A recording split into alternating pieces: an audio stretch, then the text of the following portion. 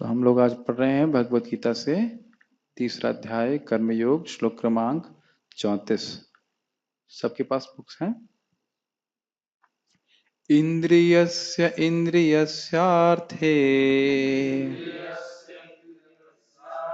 राग द्वेषौ व्यवस्थितौ तयोर्न वशमागच्छेत् तौ हि अस्य परिपन्थिनौ। श्लोक को देख लीजिएगा। इंद्रियस्य इंद्रियस्यार्थे, जो इंद्रिय हैं वह अपने इंद्रियों के विषयों के प्रति, जो ज्ञान इंद्रियां हैं आंख, नाक, कान, त्वचा और जीव, ये अपने विषयों को प्राप्त करने के लिए राग और द्वेष से व्यवस्थित रहती हैं। कुछ चीजों के प्रति इंद्रियों को अच्छा लगता है, कुछ विषय उनको खराब लगते हैं।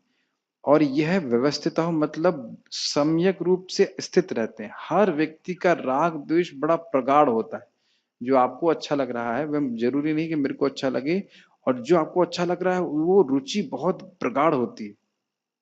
जो हमने कई जन्मों के संस्कार होते हैं ना, वो कुछ चीजें हम कहते हैं मुझे ये बिल्कुल अच्छा नहीं लगता और ये मुझको बहुत अच्छा लगता है। तो इसका अर्थ है बहुत बढ़िया से सम्यक रूप से वो जो राग और द्वेष है वे हमारे इंद्रिय और इंद्रिय विषयों में स्थित है। समझ में आ रही है? जैसे मान लीजिए कहूं कि रसगुल्ला मुझे बहुत पसंद है, तो रसगुल्ला हो गया इंद्रिय विषय और जीभ हो गई मेरी इंद्रिय। तो इंद्रिय पे भी ये राग द्वेष है, और विषयों के प्रति, जो विषयों में तो नहीं है, विषयों के प्रति जो इंद्रियां हमारी भाग रही हैं उसमें वो आसक्त है। राग और द्वेष फंसे हुए हैं कि मैं रसगुल्ला मुझे पसंद है और करेला करेला मुझको बिल्कुल पसंद नहीं।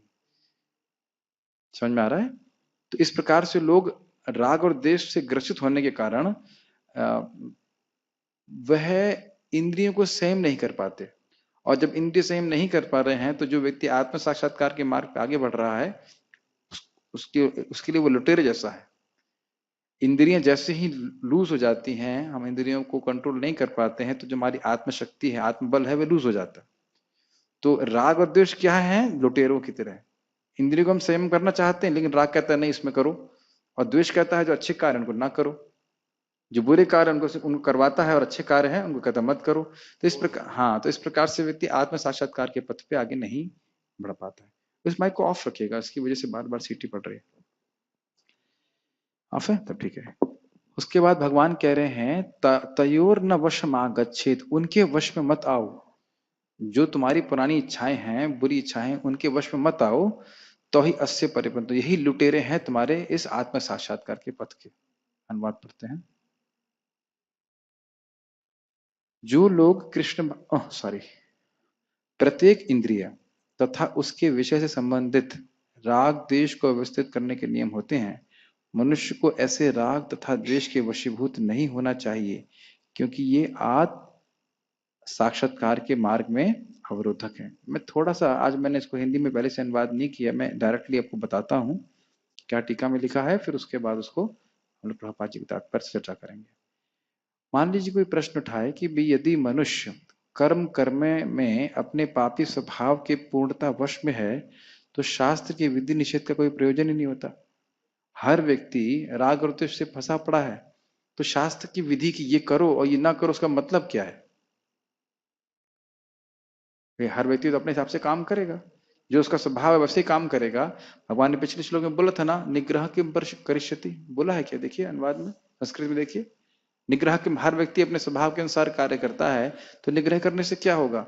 संयम करने से क्या होगा? तो उस पर एक प्रश्न खड़ा हो जाएगा कि भाई अगर राग द्वेष के अनुसार ही हर व्यक्ति काम करना है, उसे करता है और निग्रह कुछ नहीं कर सकता, तो फिर शास्त्र में विधि निषेध का क्या उद्देश्य है?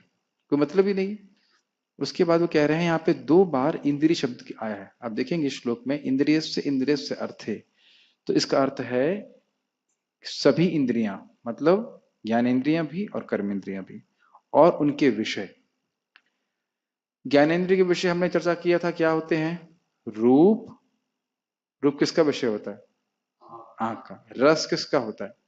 जीभ। रूप रस गंध नाक, रूप रस गंध स्पर्श त्वचा, और क्या हो गया?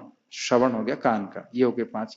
और कर्मेंद्रियों का होता है जैसे बोलना, तो बोलने की हमें हमें कुछ चीजें बोलना अच्छा लगता है, तो वो जीव बोलना चाहती है, दुनिया की बातें बोलना चाहती है। तो ये सारे विषय और कर्मेंद्रियां और ज्ञानेंद्रियां, इस प्रकार से सबका समूह जो है वो है, वो इंद्रियां हर इस विषय के प्रति आसक्त हैं। समझ में आ रही है बातें? और उसके बाद जैसे मैंने बताया, सभी इंद्रियों विषयों के संबंध में राग और द्वेष हर व्यक्ति में सम्यक रूप से स्थित रहता है, उसके पूर्व के संस्कार के कारण। ये बात समझ में आई? हर हर व्यक्ति को एक पर्टिकुलर विषय अच्छा लगता है, दूसरे विषय अच्छा नहीं लगता। ठीक है। अब वो बता रहे हैं कि जैसे शास्त्र में बताया है कि भक्तों से, संतों से आपको बात करनी चाहिए, उनकी सेवा करना चाहिए, तीर्थों में भ्रमण करना चाहिए, लेकिन ये द्वेष के विषय बन जाते हैं। उन लोग जो लोग बुरे चित्त वाले हैं, उनके लिए द्वेष के विषय बन जाते हैं, तो इनको ये कभी नहीं करते। यहाँ ये समझा रहे हैं उदाहरण देख करके कि व्यक्ति द्वेष के द्वारा किस प्रकार से नियंत्रित होता है। शास्त्र क्या बोल रहा है? भक्तों से मेलजोल करो, भक्तों से बात करो, उनकी सेवा करो, तीर्थ में रहो। लेकिन ये बात जिनका चित्त खराब है उनको पसंद नहीं पड़ती। तो इस प्रकार से वह लोग, उनकी आत्म साक्षात्कार में बाधा हुई कि नहीं हुई? ये द्वेष जो है, जो शास्त्र की विधि के प्रति जो उनको अच्छा नहीं लग रहा करना, और उसके कारण वो नहीं करते हैं, तो क्या इस प्रकार से उनके जीवन में बाधा आ रही है कि नहीं आ रही आत्म साक्षात्कार में? तो भक्तों का संग करेंगे, उनकी सेवा करेंगे, महत् सेवा दावरम आहुर मुक्ते, भक्तों की सेवा करने से मुक्ति के द्वार खुल जाता है। लेकिन वो कहते हैं हमें करना नहीं, हमें अच्छा नहीं लगता करना, हमें भक्तों से मिलना अच्छा नहीं लगता। तो वहीं से आप देख रहे हैं कि द्वेष जो है वह उनके आत्म साक्षात्कार में बाधा बन गया, दूर से उन्हें खत्म कर दिया। समझ में आया? ठीक है। उसके बाद वो कह रहे हैं कि यद्यपि लोगों की इच्छा इस प्रकार की होती हैं गलत काम करने की, लेकिन फिर भी इनके आज्ञा के अनुसार कार्य नहीं करना चाहिए। किनकी आज्ञा के अनुसार? राग और द्वेष के अनुसार। जो मुझे करना अच्छा लगता है, अगर वो शास्त्र की विधि के अनुसार नहीं है, तो हम उसके अनुसार नहीं करना चाहिए। इसमें थोड़ा और विज्ञान को समझ लीजिए। कोई पाप करने की प्रवृत्ति पहले से है, पहले से ही है, संस्कार है, उसको कर लेंगे तो वह संस्कार और बड़ा बन जाएगा। जैसे एक उदाहरण देता है, खुजली है, उसको खुजलाएंगे तो थोड़ा अच्छा लगेगा, लेकिन खुजली और बढ़ जाती। ये हिसाब किताब है। और वह आपके मार्ग में, आत्म साक्षात्कार के मार्ग में एक लुटेरे की तरह होगा। जो हमारा भगवत प्रेम है, वह इंद्रियों को नियमित ना करने से लुट जाता है, कह लीजिए। और भगवत प्रेम कहाँ पे होता है? हृदय में होता है। तो अगर इंद्रिय संयम नहीं करते तो वह लूज हो जाता है। ये हरिदास ठाकुर जी बोलते हैं, अगर कोई व्यक्ति भगवान का नाम जप कर करके भगवान की प्रेम प्राप्त करना चाहता है, तो उसे इंद्रिय संयम भी करना होगा, अन्यथा प्रेम प्राप्ति की कोई संभावना नहीं। नरक नहीं जा पाएगा, लेकिन प्रेम प्राप्ति की संभावना नहीं। तो इसलिए दोनों ही चीजें करना आवश्यक है। भाई आप हरे कृष्णा कर रहे हैं और जीव से दुनिया की बातें कर रहे हैं, कैसे भगवत प्रेम की प्राप्ति होगी? एक तरफ ईस्ट जाना चाहते हैं, दूसरी तरफ वेस्ट में जा रहे हैं, तो कैसे पहुंचेंगे? समझ में आ रहा है बात? ठीक है। तो कह रहे हैं कि जो राग द्वेष है वो किसके समान है? परिपंथिनी। परिपंथिनी मतलब जो लुटेरे होते हैं। और ये ध्यान देना चाहिए, लुटेरों का स्वभाव क्या होता है? वो ताक में लगे रहते हैं। घात समझते हैं? घात, घात लगाए रहते, ताक भी नहीं, घात, घात लगाते हैं कि व्यक्ति कब गुजरे, कब ध्यान न दे और उसको हम पकड़ लें। इस प्रकार से इंद्रियां हमारी हमेशा भोग की तरफ लालायित रहती। हर बदात्मा कैसी रहती? केवल शुद्ध जीव हैं, उनकी इंद्रियां भगवान की तरफ भागती। तो इसलिए हमको बड़ा सतर्क रहकर इंद्रियों को संयमित करना पड़ेगा, तब हम आत्म साक्षात्कार में आगे बढ़ सकते हैं। अब वो कहते हैं दूसरा कि होता क्यों है? वो कह रहे हैं कि जो वासनाएं जीव के हृदय में अनादिकाल से हैं, अब ये नहीं कह सकते कब से हैं, वो क्या मतलब इच्छाओं को जन्म देती हैं। दूसरों की पत्नियों से बात करो, वो बड़ा अच्छा लगता है लोगों को। अपनी पत्नी से बात करना अच्छा लगता है नहीं, पता नहीं, लेकिन दूसरे की पत्नी से बात करना बहुत अच्छा लगता है। ये स्वाभाविक प्रवृत्ति है। प्रवृत्ति एष भूतानाम निवृत्तिस्तु महाफला। ये स्वाभाविक प्रवृत्ति है समाज में इंसानों के। और ये कहां से आ रही है? अनादिकाल की वासनाओं से। तो इसको दमन करना चाहिए। जैसे महाप्रभु बहुत मजाक करते थे, लेकिन अन्यों की पत्नियों से मजाक नहीं करते थे। अपने मित्रों से, अपने पार्षद से खूब मजाक करते थे, किसी की टांग खींच रहे हैं, कुछ कर रहे हैं, लेकिन दूसरों की पत्नियों से कभी मजाक नहीं करते, एकदम सीरियस रहते। तो महाप्रभु ने आदर्श स्थापित किया, इवन एज ए गृहस्थ। ठीक है।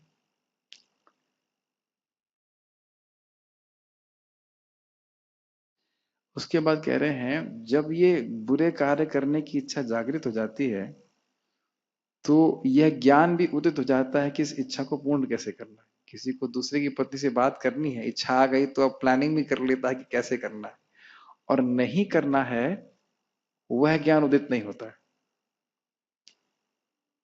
जब ये इच्छा हो गई कि भाई गलत काम करना है, या जो भी काम करना है भोग की बात पूर्ण करना है, तो उसके संग संग ज्ञान भी उदित हो जाता है कि कैसे करना है।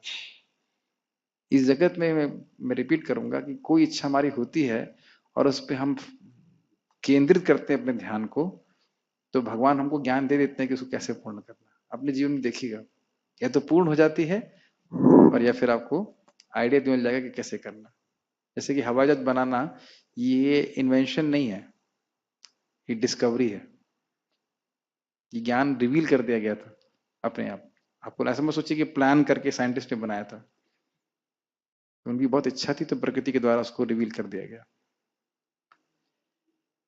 उसी प्रकार से, एक मिनट, उसी प्रकार से शास्त्रों के जो वचन है जिसमें लिखा है कि साधुओं के प्रति बात कर, मतलब साधु से बात करनी चाहिए, उसके प्रति उसका द्वेष रहेगा, क्या है हमें नहीं करना।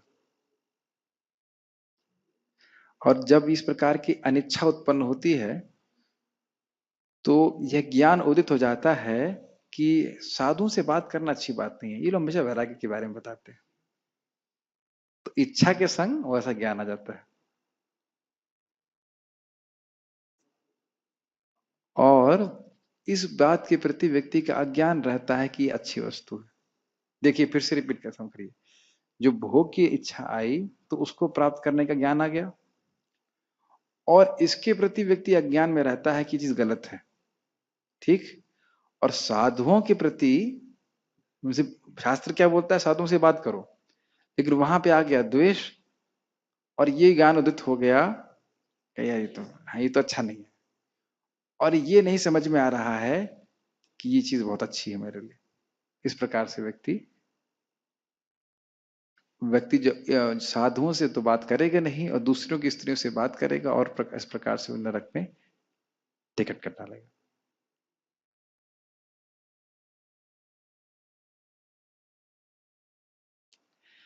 उसके बाद कह रहे हैं, जो शास्त्र हैं जो हम लोगों को साधुओं का संग करने के लिए बोलते हैं,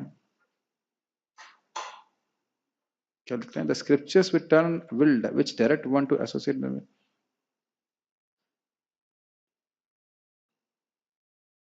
ओके। ये बोल रहे हैं कि वह शास्त्र जो हमको बता रहे हैं कि साधुओं का संग करो, वह हमें उन चीजों से मोड़ देंगे जो हमारे लिए खराब हैं, भले ही वे हमारे मन को अच्छी लगती। क्या ये आप शास्त्र में बार बार सुनते हैं कि नहीं सुनते?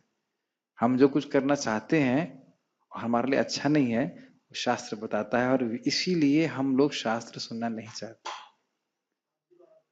Isn't it? इसीलिए हम लोग शास्त्र नहीं सुनना चाहते हैं, क्योंकि जो हमारे मन को हमेशा से अच्छा लगता आया है उसकी विपरीत शास्त्र बोलता है। जैसे मान लीजिए, अब मैं किसी को बताओ कि भाई आप अगर सूर्य उदय के बाद नहाते हो तो आपकी उम्र कम हो जाएगी शास्त्र के अनुसार। अब उसको तो बड़ा खराब लगेगा, अरे मैं तो 8 बजे उठ के स्नान करता था। स्वाभाविक सी बात। ये अब कोई कहे कि भाई जितने सगे संबंधी हैं इस जगत में वो केवल दुख देने के लिए हैं, ये हम नहीं बोल रहे, शास्त्र बोल रहा है, तो उसे बड़ा खराब लग रही, मेरी तो पत्नी बच्चे हैं सब, मेरे को मैं तो बहुत सेवा करने के लिए, और वस्तुतः वो दुख प्राप्त भी करता है, ऐसा नहीं कि दुख देते नहीं है, लेकिन शास्त्र सुन के उसे बहुत खराब लगता है। गृहस्थ की बात स्वीकार कर लेगा, लेकिन वानप्रस्थ की बात स्वीकार नहीं करेगा, सन्यास तो सुनेगा ही नहीं। तो इस प्रकार से हम देखते हैं कि शास्त्रीय वचन को हम सुनना नहीं चाहते। जैसे मान लीजिए आपको किसी के प्रति गुस्सा आ रहा हो, और तब कोई बोले आपको त्रिनादेवी सुनी चाहिए, आपको अच्छा लगेगा?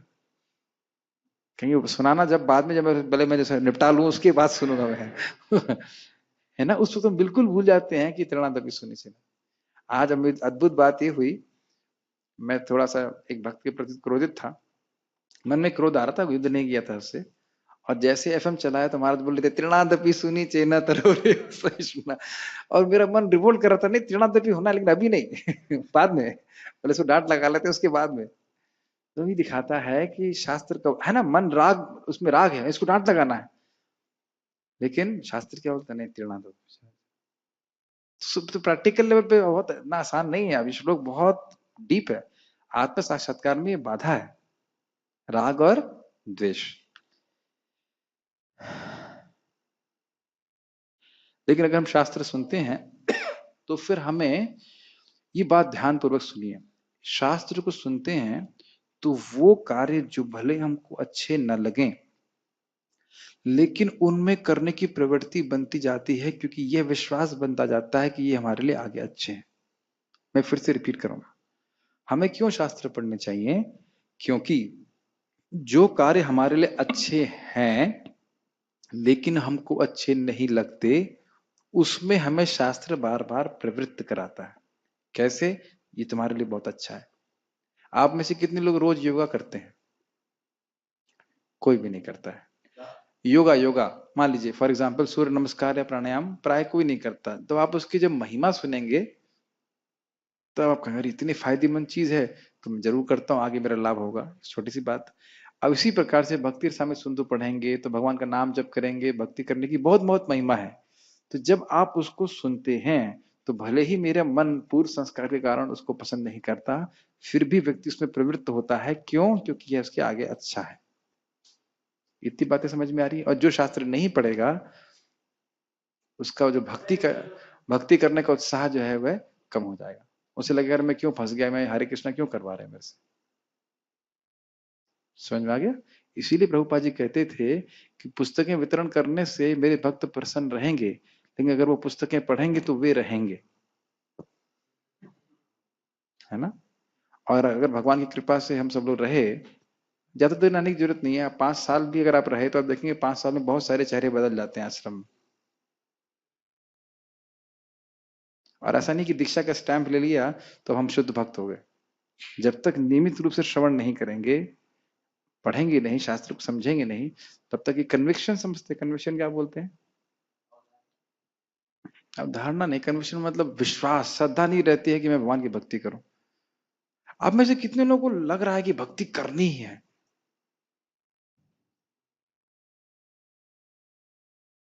छोड़ना नहीं है मतलब।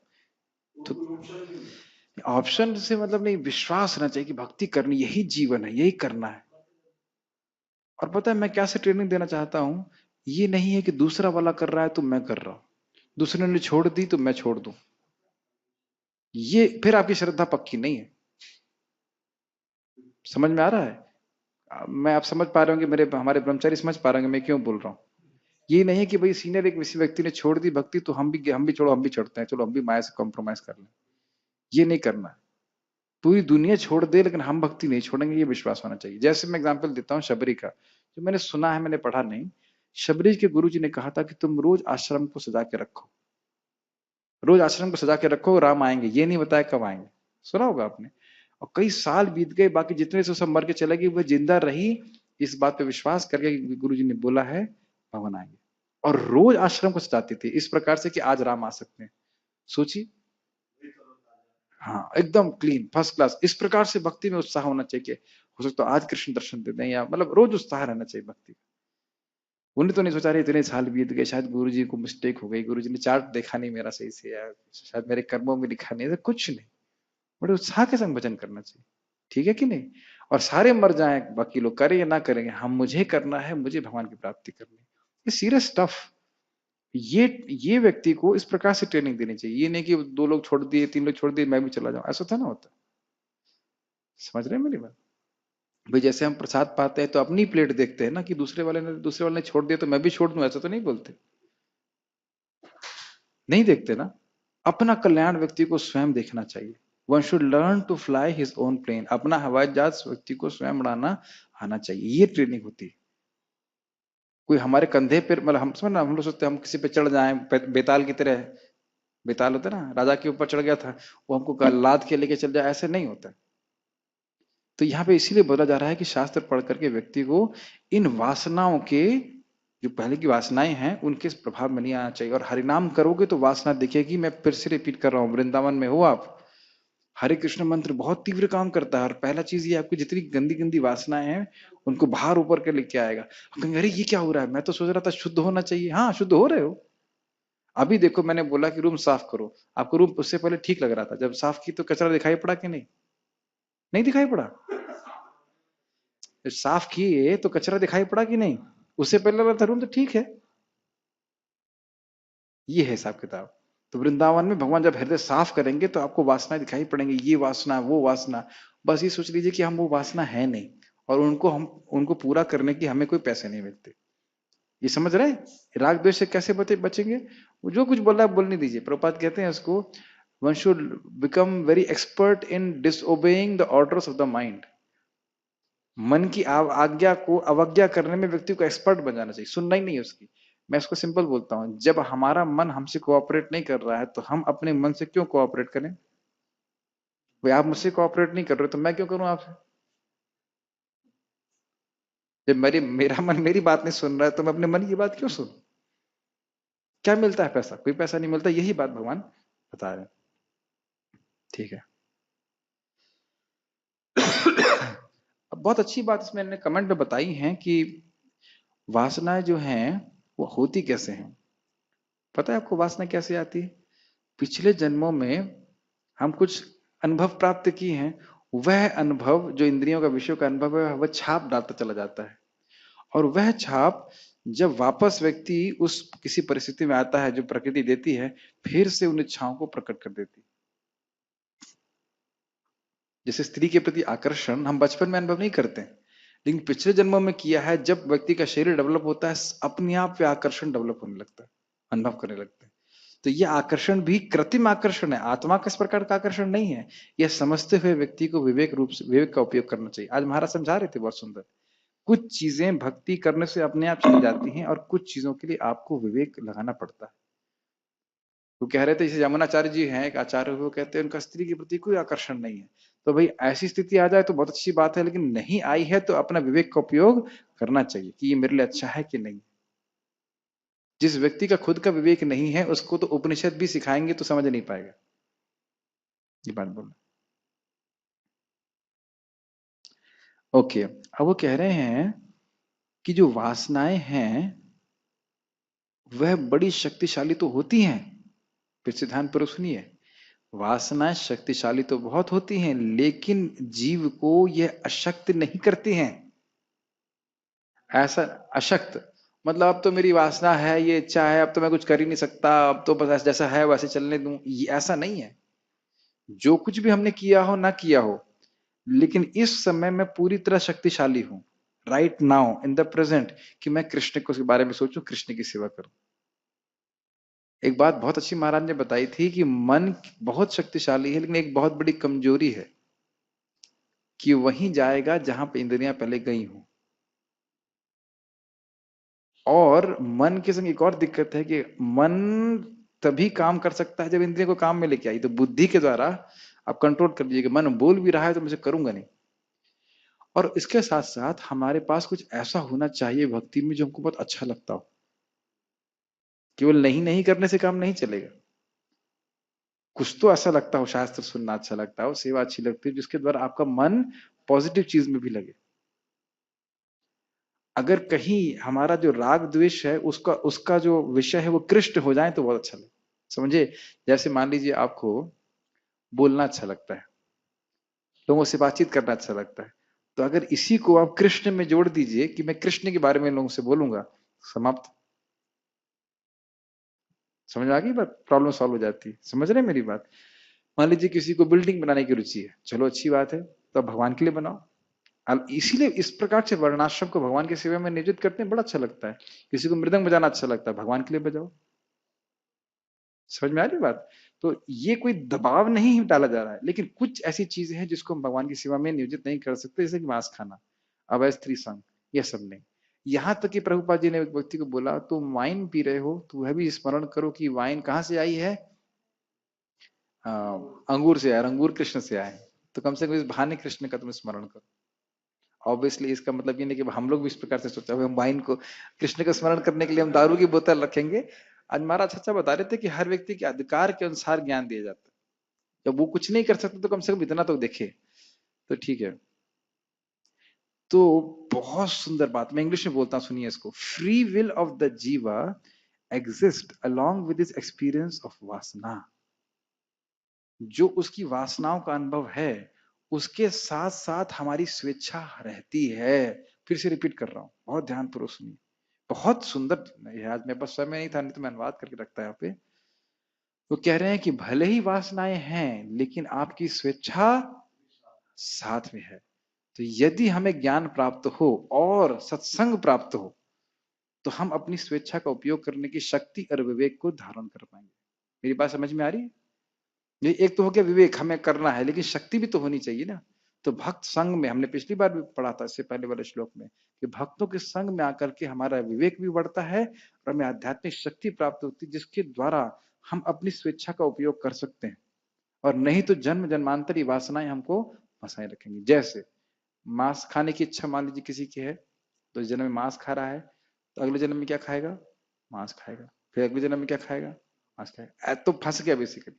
लेकिन अगर भक्त तो अगर वो भक्तों संग प्राप्त नहीं किया है तो अपनी स्वेच्छा का उपयोग होते हुए भी नहीं कर सकता। लेकिन जब भक्त संग में आ गया, वो ज्ञान सुनता है, तो धीरे धीरे वह अपनी स्वेच्छा का उपयोग करना सीखता है। समझ में आया? जैसे रास्ते में आप जलेबी देखेंगे तो क्या करेंगे? कुछ नहीं करेंगे, यही यही करेंगे। समझ रहे हो ना? कुछ नहीं करेंगे, भगवान का प्रसाद ही ग्रहण करेंगे। और प्रसाद हम हॉल में जाएंगे तो क्या करेंगे? किम वेता मुझे सेवा, जम के कूद जाएंगे प्रसाद के ऊपर, खा लेंगे। यस, कोई दिक्कत नहीं, भगवान का प्रसाद है, खा लेंगे। लेकिन भगवान का भोग है तो फिर उसको ग्रहण नहीं करेंगे। तो ये विवेक कहाँ से आया?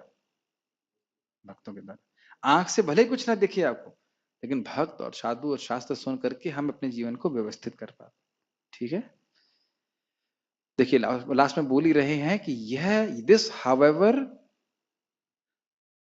हाँ यही बात बोल रहे हैं, the free will enables the jiva to choose the advice of scripture over his material desires.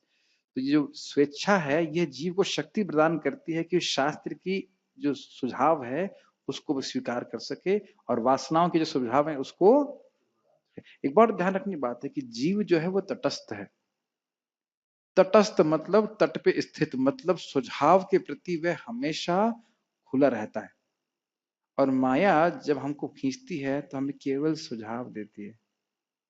भक्ति तो कर रहे हो, इसके बारे में क्या इलाज है सोचते हो? Yes no? हाँ, हरे कृष्णा कृष्ण कृष्ण हरे हरे। हाँ हाँ, ये तो। और फिर व्यक्ति गायब हो जाते, क्या होते हुए नहीं देखते आप इस प्रकार से। तो सुझाव जो है वह शास्त्र भी दे रहा है, और सुझाव जो है वह माया भी दे रही है। और अगर हम शास्त्र का सुझाव नहीं सुनते हैं तो हम माया का सुझाव जरूर सुन रहे हैं और उसके अनुसार अपनी स्वेच्छा का प्रयोग करेंगे। बस ध्यान देने वाली बात ये है कि माया हमारी स्वेच्छा का दुरुपयोग तो कर सकती है, लेकिन उसको हमसे ले नहीं सकती। इसलिए हम कृष्ण के प्रति कभी भी मुड़ सकते हैं, और उसका उल्टा भी है, हम माया की तरफ कभी भी घूम सकते हैं। जब तक हम भगवत प्रेम प्राप्त नहीं होता, माया की तरफ कभी भी घूम सकते हैं। तो इसलिए व्यक्ति को शास्त्र रोज सुनना चाहिए और भक्त संग में रहना चाहिए। जब हम भक्त संग में रहते हैं तो हमें समझ में नहीं आता, जब हम भक्त संग में नहीं रहेंगे तब हम क्या करेंगे? फिर से रिपीट कर रहा हूं, जब हम भक्त संग में रहते हैं तो हमको ये समझ में नहीं आता, जब हम भक्त संग में नहीं रहेंगे तो हमारी स्थिति क्या हो जाती है। और आप देख लीजिएगा उन भक्तों को जो भक्ति छोड़ के चले गए, क्या उन लोगों के मतलब डाउन, एकदम डाउन हो जाते हैं, सीधे नीचे आ जाते हैं, बिल्कुल ऐसे हवा में उड़ रहा है ना, जब पतंग होती है ना ऊपर उड़ रही होती है, एकदम से कभी कभी नीचे आना चालू होती है, ऐसा। एग्जाम्पल मैंने कभी दिया नहीं, लेकिन एग्जाम्पल बिल्कुल संगत बैठता है। पतंग उठती है उठती उठती है, और कभी कभी एकदम से डाइव कर जाती है। तो ये स्थिति है, बहुत जरूरी है भक्त सब। ठीक है, अब प्रभुपाद जी के तात्पर्य को पढ़िए, आप पढ़िए कृष्ण प्रभु, ऑन कीजिए। जो लोग कृष्ण भावना भावित हैं वे स्वभाव से भौतिक इंद्रिय तृप्ति में रत होने में झिझकते हैं। यस, अब देखिए जो कृष्ण भावना भावित नहीं है उसका क्या स्वभाव होगा? उसको उसको इसके संघर्ष है। जो प्रभुपाद जी से लोगों के लिए इंद्रिय तृप्ति कुछ नहीं है ही नहीं जीवन में, केवल इंद्रियां उनकी कृष्ण की ओर बहती हैं। हमें संघर्ष करना पड़ेगा।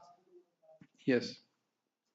किंतु जिन लोगों की ऐसी भावना न हो, उन्हें शास्त्रों के यम नियमों का पालन करना चाहिए। यम मतलब करना है, यम मतलब नहीं करना है, और नियम मतलब करना है। यस।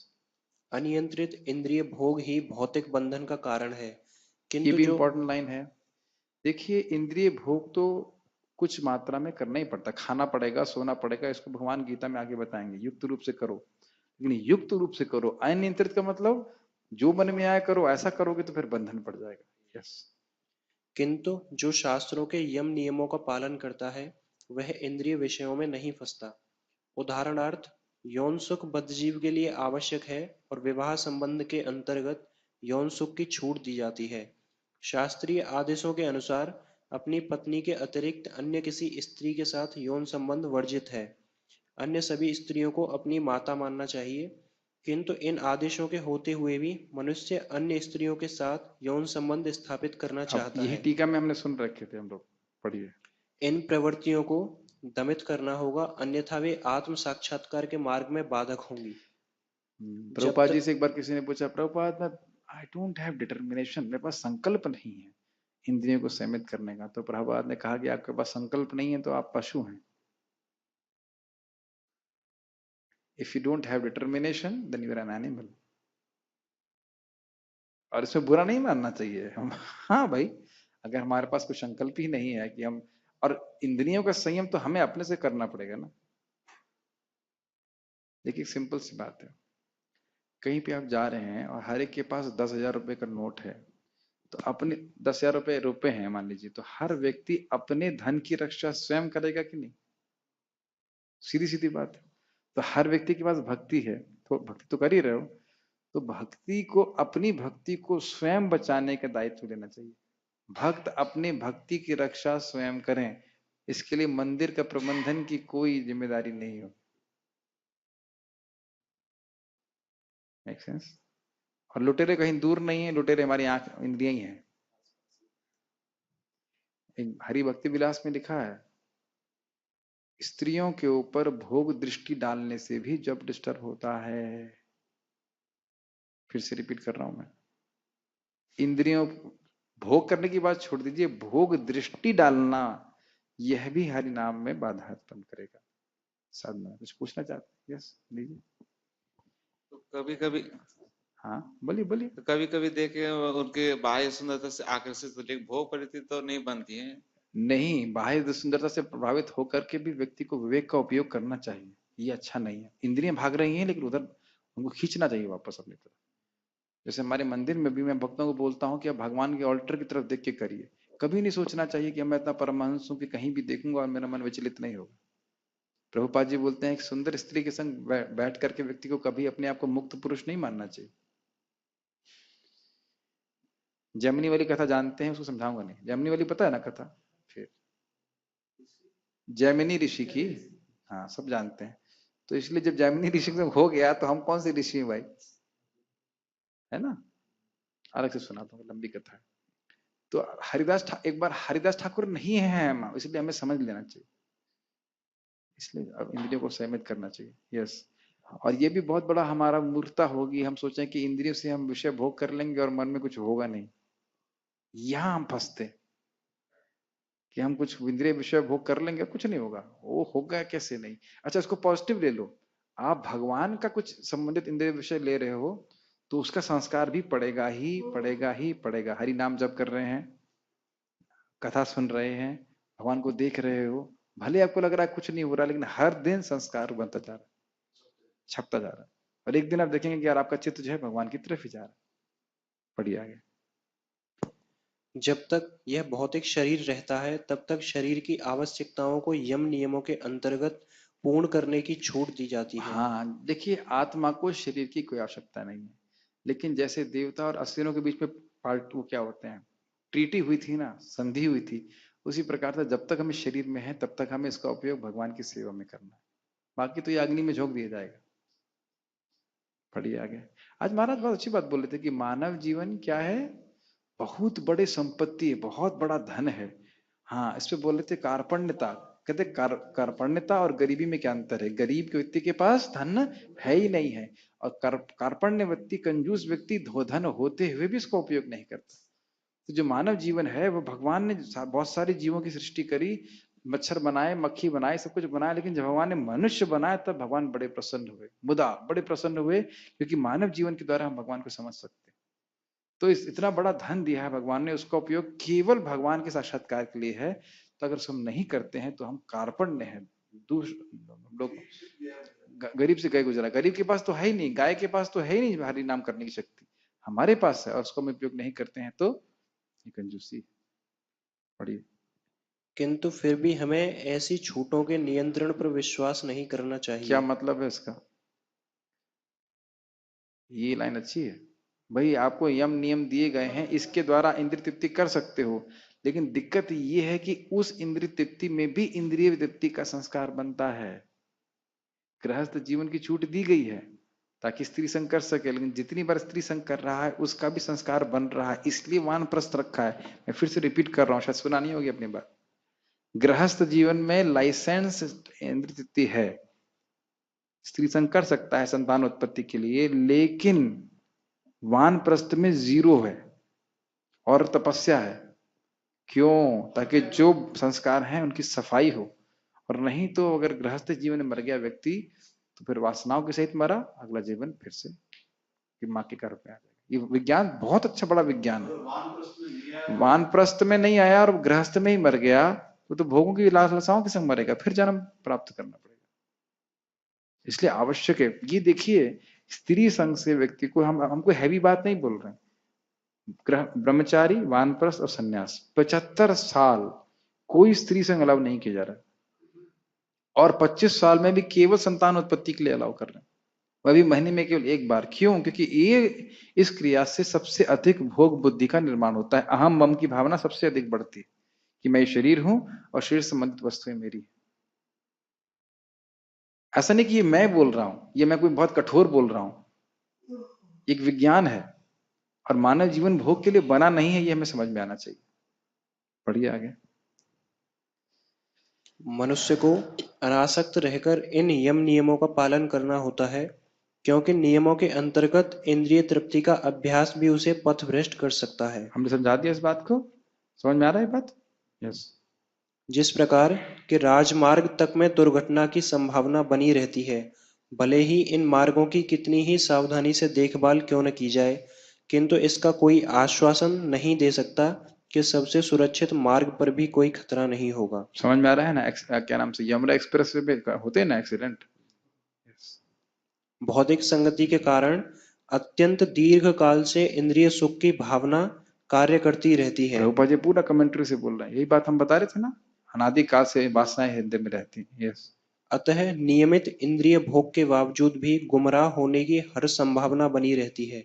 अतः सभी प्रकार से नियमित इंद्रिय भोग के लिए किसी भी आसक्ति से बचना चाहिए। हाँ, जैसे कोई कहे भी गृहस्थ आश्रम में बताया है कि भाई बच्चे पैदा करने चाहिए, पुत्र उत्पन्न करना ही चाहिए, ये जीवन का परम लक्ष्य नहीं है, ये तो लोगों की इंद्रिय तृप्ति को नियमित करने के लिए बताया गया। मुख्य लक्ष्य क्या है? आत्म साक्षात्कार, उसमें आसक्त होना चाहिए। पढ़िए। प्रभु जी, ये जो लिखा था यहाँ पे, किंतु फिर भी हमें ऐसी छूटों के नियंत्रण पर विश्वास नहीं करना चाहिए, तो ये कुछ देखिए, जैसे शराब पीने का लाइसेंस दिया गया है, किसके लिए दिया गया है? जो संतोषी नहीं होगा उनको चलो पियो। अब या फिर बोल दिया जाए, चलो कुछ लोग ऐसा बोलते हैं थोड़ी थोड़ी पीनी चाहिए। आप जब देखो कोई शराबी बनता कैसे है, यार थोड़ी तो पियो, थोड़ी थोड़ी पीने में क्या दिक्कत, दवाई की तरह लीजिए। हम ऐसे परिवार से हैं जहाँ शराब पीते हैं लोग, मैंने तो नहीं पिया, लेकिन लोगों ने दवा पी करके उसमें फिर वो दवा दारू में बदल गई समझ गए?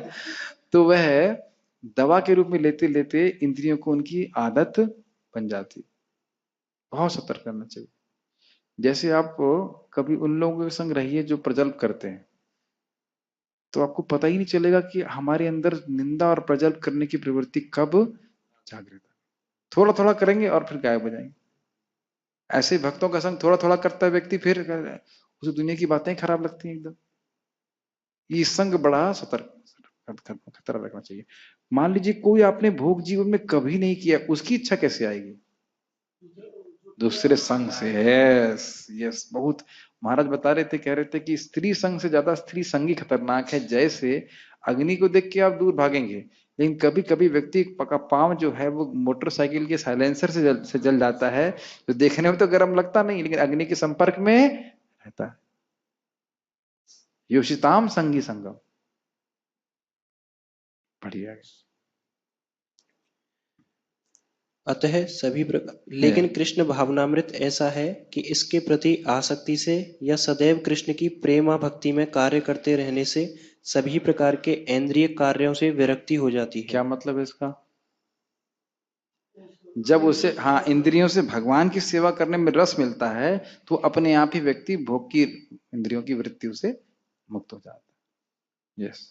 अतः मनुष्य को चाहिए कि वह किसी भी अवस्था में कृष्ण भावनामृत से विरक्त होने की चेष्टा न करे। यस, ऐसा नहीं है कि हम जब परफेक्ट हो गए तो हमको भक्ति करने की जरूरत नहीं। जैसे नाव को माध्यम बना करके व्यक्ति नदी पार करता है, फिर नाव की चिंता नहीं करता। आप लोगों ने कितनी बार ट्रेन में सफर किए होंगे, तो हम लोग सीट की लड़ाई भी करते हैं, ये मेरी सीट है, मेरी सीट है। और उसके बाद जब हमारा स्टेशन आ जाता है तो सोचते हैं कि सीट का क्या हुआ। तो इससे कहते हैं साधन और साध्य में अलग देख अंतर होना। साधन हो गया, साध्य की प्राप्ति होगी, साधन को भूल जाते हैं। लेकिन भक्ति में साधन भी वही है और साध्य भी वही है। साधन है भक्ति और साध्य भी भक्ति। कभी भक्ति को छोड़ना नहीं है। साधन की अवस्था में भक्ति करेंगे, जब साध्य हो जाएंगे तो भक्ति करेंगे। इस समय हम लोग साधन कर रहे हैं विधि के अनुसार, शास्त्र के निर्देश के अनुसार। और जब साध्य अवस्था में आ जाएंगे तो सहज रूप से प्रेम रहेगा, आसक्ति रहेगी, तो ऐसे करेंगे। ठीक है। समस्त प्रकार की इंद्रिय आसक्ति से विरक्ति का उद्देश्य अंततः कृष्ण भावनामृत के पद पर आसीन होना आसीन है। होना है। मतलब इंद्रिय निग्रह जितना भी कर रहे हैं उसका उद्देश्य यही है कि व्यक्ति का हृदय शुद्ध हो, वह कृष्ण का शुद्ध भक्त बने और उसका मन लगातार भगवान की सेवा में लगे। तभी पाएगा जो इस समय इंद्रिय विषय को हम इंद्रिय भोग को से बचें। एक बहुत अच्छी उदाहरण महाराज दे रहे थे। वो कह रहे थे कि जैसे देखिए, मंदिर में आपने कदम का पेड़ उगते हुए देखा है बलराम हॉल के सामने। अब आप देखिए कि अगर उसके किनारे जो जाली बनाई गई है वो ना बनाया जाए तो उसे बंदर डिस्टर्ब कर देगा कि नहीं? उगने नहीं देगा। लेकिन एक स्टेज पे यही जाली उसके बंधन को, या उसके जो बंधन नहीं, उसकी जो वृद्धि है उसमें बाधा देगी, पढ़ने नहीं देगी। तो ज्ञान वैराग्य शुरुआत में हेल्प तो करता है भक्ति में, लेकिन बहुत ज्यादा ज्ञान वैराग्य करते हैं तो फिर एक स्टेज में आने के बाद भक्ति में बाधा देता है। भक्ति जब भाई पेड़ बढ़ गया तो बंधन क्या कर ले, तो भक्ति बढ़ गई तो अपने आप ही वैराग्य हो जाता। तो पॉइंट ये है कि जो भी वैराग्य के बारे में, इंद्रिय संयम के बारे में बातें बोली जाती हैं, उससे भक्ति बढ़ नहीं जाती है, लेकिन बिना वैराग्य की भक्ति पुष्ट मतलब स्थापित भी नहीं होती, स्पेशली शुरुआत की स्टेज में। तो हम सब लोग शुरुआत में है तो वैराग्य के बारे में सुनना भी बहुत जरूरी है। नहीं तो कहीं हम भोगेंगे भी और आगे भक्ति में बढ़ पाएंगे, बड़ा मुश्किल है। ये 5वें स्कंद के 5वें अध्याय में बात बोली जा रही है कि इस वैराग्य की शिक्षा दे क्यों रहे हैं, क्योंकि उसके बिना भक्ति सुदृढ़ रूप से स्थापित होती नहीं। ठीक है, कोई प्रश्न है? चलो स्टॉप है। श्रीमद् भगवद गीता की जय। श्रील प्रभुपाद की।